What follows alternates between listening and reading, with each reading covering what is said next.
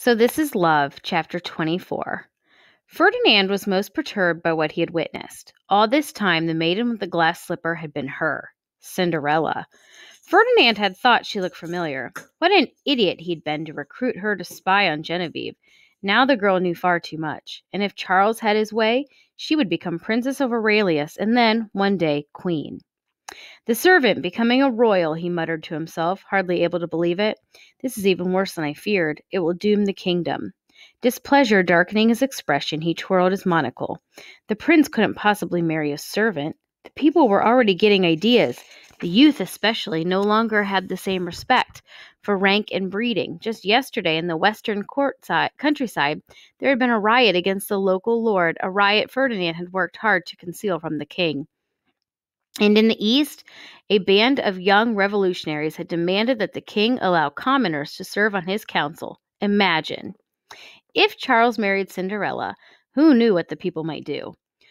Who knew whether the monarchy would survive? Straightening his back, he tidied the folds of his jacket, dusting imaginary dirt off his sleeves out of habit.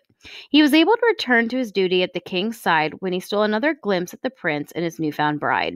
They were still talking, their heads bent close like a pair of purring lovebirds. The public display of Charles's affection nauseated him, and normally he would have turned away from the sight in distaste. But then the maid's pale knuckles twisted in the cloth of her apron, even while she smiled at the prince. A clear sign something was amiss. Even given Ferdinand's long experience working with deceit, he was positive she was hiding something she desperately wanted to confess to the prince. Ferdinand frowned. Could it be that she felt guilty for working with him, the Grand Duke? No, in the height of romantic love, court intrigue, and the machinations of espionage wouldn't be on this simple peasant girl's mind. It had to be something else. The Duke had always had a strong sense of intuition. It was what had gotten him so far in his position. He had a feeling that whatever the prince and his bride were discussing, it would be useful to hear. He inched closer to the couple, tilting his head to catch what they were saying. I didn't mean to leave, Cinderella began, but well, you see, I didn't have a choice. I had to go because her voice trailed off and the Duke leaned forward, nearly tripping over his own shoes. Because of what? Asked Charles. Yes, because of what? Ferdinand echoed in his thoughts. Because of my fairy godmother. It was her magic that helped me get to the ball, and she warned that at the stroke of midnight everything would be as it was before. You have a fairy godmother? Fairy godmother? Confounded by the possibility that magic was involved, Ferdinand knit his thick brows. No, it couldn't be. All magical beings had been banished from Aurelius years ago. His father had seen to that. Magic had brought chaos to every kingdom it touched, what with uncontrolled and uncontrollable fairies casting spells and curses. The magic might have somehow returned to Aurelius was terrifying news. Strange, muttered Charles. I haven't heard anyone talk about magic in a long, long time. I'd almost forgotten about it. Ferdinand crouched, tiptoeing yet closer to the corner of the wall. Fearing he might have misheard the girl, he held his breath. He needed to listen closely to what she said next. Yes, replied Cinderella, staring nervously at her hands. She looked up at the prince.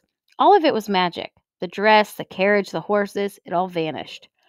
But not the slippers. Not the slippers. And not you. Not me. A pause. You see, that's why I was in such a hurry to leave.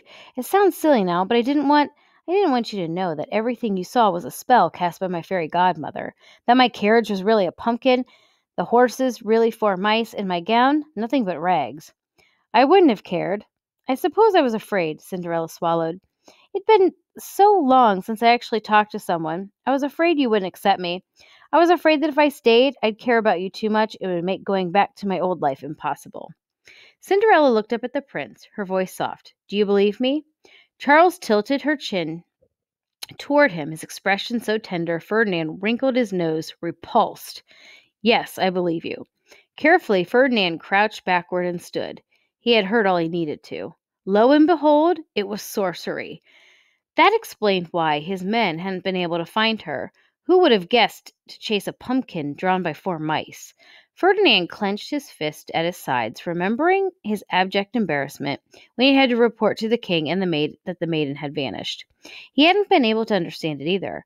How would a young lady in a coach manage to elude dozens of trained guards, then disappear without a trace for days? But now all the pieces of the puzzle had come together. He had to hand it to the girl. She was charming, the loveliest young lady at the ball, and no wonder, with the fairy godmother at her side. Ferdinand grimaced. He would have to proceed very, very carefully. If this Cinderella girl had a magical accomplice, then she was a danger to the kingdom, a threat to all. Even more so, because Charles clearly was in love with her. Ferdinand had to tell the king right away, but first he needed to ensure the king would be on his side.